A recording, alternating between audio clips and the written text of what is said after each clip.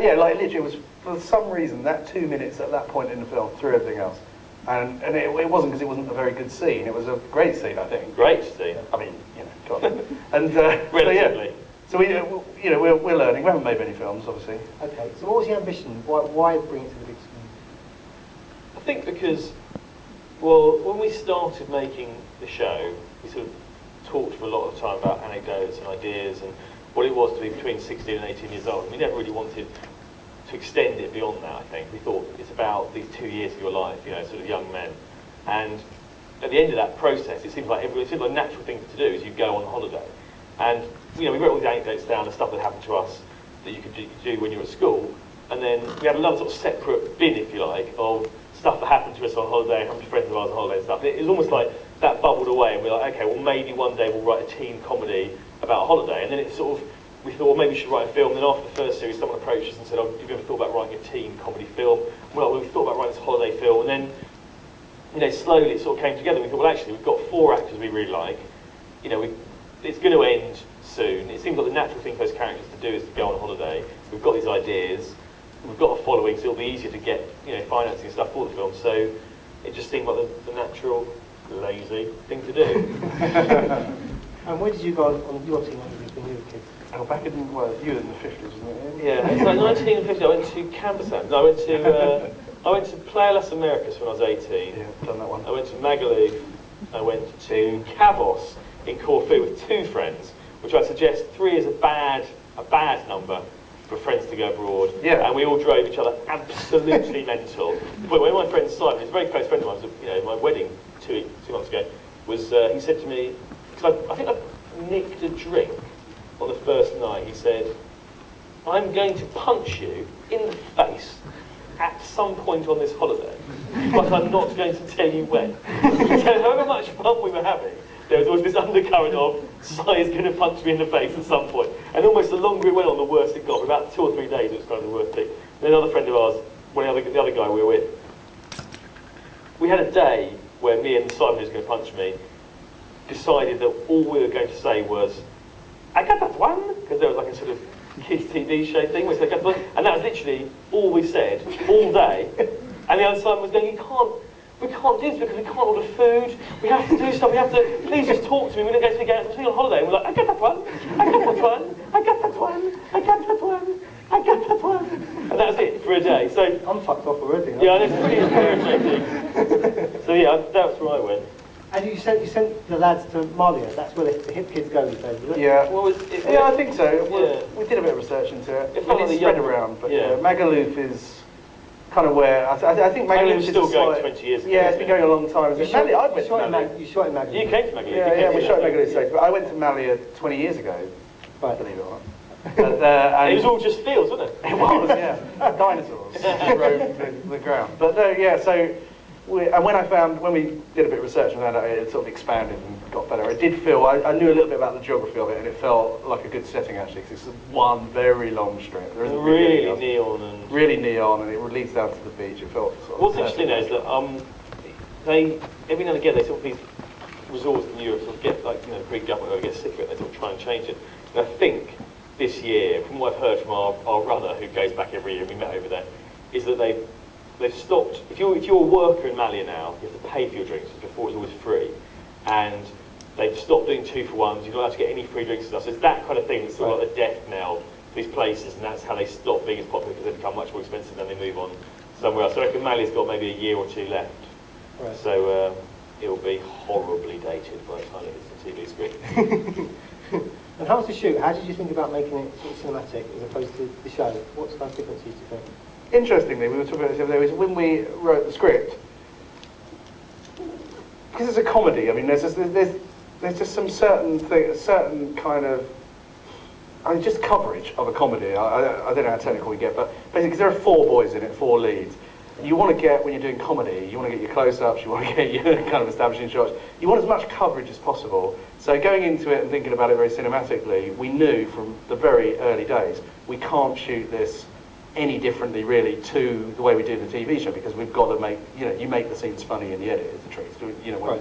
So we had to think about specific points where we'd put in moving shots, and you know, we're not experienced directors, but we knew for us, you know, how an opening sequence that we wanted was a big, you know, flying in shot, which you'll see when it starts, and funnily enough, I mean, there are lots of Ben, the director, who's brilliant, Ben Palmer, you know, he kind of, you know, took our script and realised it brilliantly, and but I think even when we look at it now, most of the time when the camera's moving, it still is where, you know, where we sort of knew about the only points we get away with it in the script. Yeah. So I guess in terms of making it cinematic, the big difference is, I think, scale, because we've got a lot more extras and a bit more budget to play with in that respect, and I think, you know, more exciting backdrop.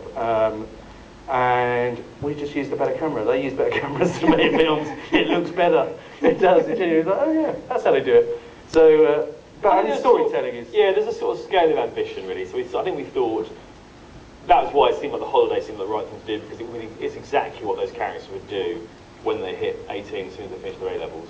And, you know, it gives you a backdrop, it gives you a kind of a sense of scope and scale. And also, if the show's about suburbia, the film is about leaving suburbia for the first time on your own, and how that, the greater world and the scale of the world impacts on them, with jokes.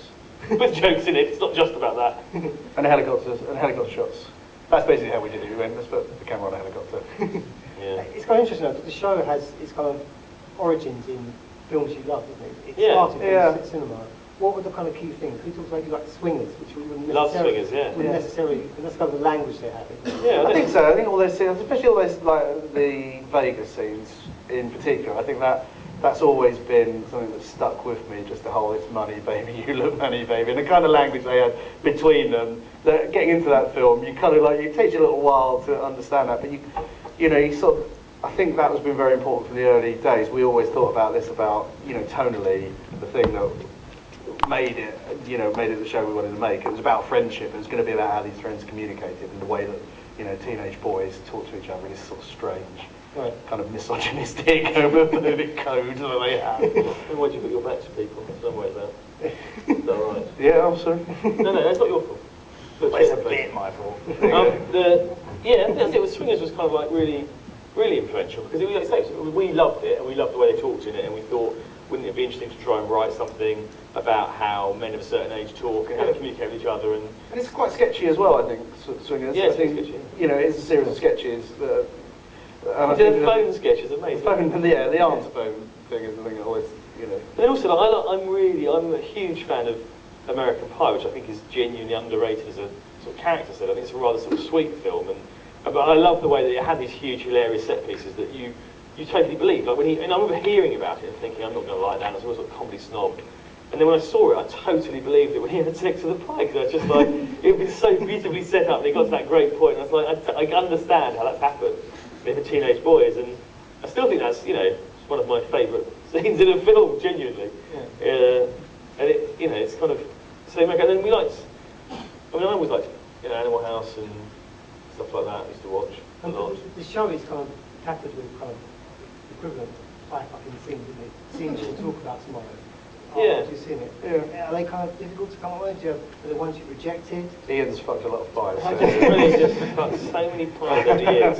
No, I think the thing about it is that you reject them if you don't believe how you got to them. And I think sometimes you want the audience to go with you. So some of the audience will get off and go, actually, I don't believe you got to this point. But if you can justify, again, actually, weirdly, when I worked on Peep Show a lot, it was a similar sort of thing, and we talked a lot about Seinfeld, and a lot of times in Seinfeld, some incredible things happen, like, you know, Kramer hits a golf ball into a whale's blowhole, but you sort of get there because you go with it, so you're with the process, and as long as you can keep the audience, you know, enjoying the process and going with you, I think, then you can justify some of the bigger things, really. But and I think we're definitely of the right about what you know at school, writing. I think we do, you know.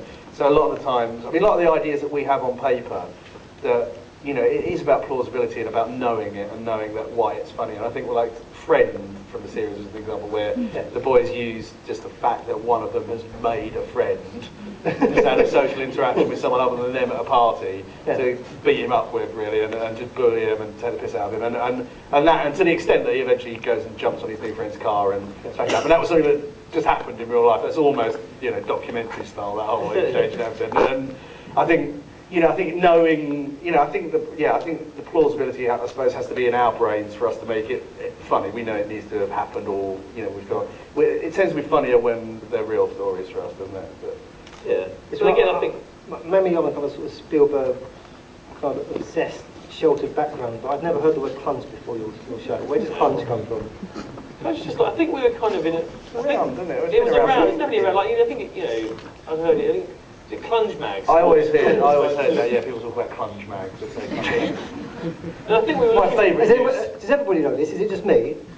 You'd heard of clunge. I think the thing about it was kind of like, it was, what we were looking for was a word that they could use regularly, even though they don't use it that much in the show, obviously just hits a sort of, strikes a bit of a chord, that wasn't so offensive that people would just turn off and go, well, I don't want to watch this, because that's genuinely misogynistic or horrific. It was something that was just stupid, but Jay, because I think Jay exclusively uses it pretty much,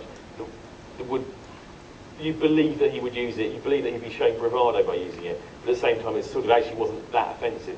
And again, I think, I'm talking about, you know, language and the way people talk in groups and stuff. The idea was that almost the four of them have their own language. You know, you've got really close friends, or group of close friends, you sort of have shorthands of things you say to each other, and you know, Like it was actually, I was talking to you the other day, I was like saying to like, friends of mine from university, we were talking about, we have sort of phrases about airing it, so we go, just air it, just air it, just air it. And air it means, to us, just don't ever mention it, just pretend it's up in the air somewhere when you can't see it, and it's not a problem. But actually, obviously, in the world, to air something means to get out in the open. Exactly opposite, to get out in the open. So that's quite a boring example of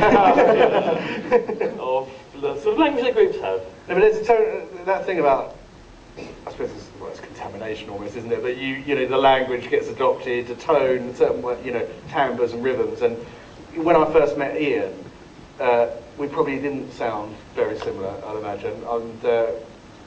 And now, we lived together for 2 years, didn't we? It got to a point where we were staying in an apartment block in the same thing. We had a porter downstairs, and I don't think we ever walked in together for the first sort of 3 months we were living there. And he was so shocked to find out we were two different people when we one day came out at the same time. My mother would phone up and start talking to Damon, assuming it was me. And that's when I'm thinking, I must work on my accent. It must be. I'm kidding. I'm getting too Essex here. It's getting serious.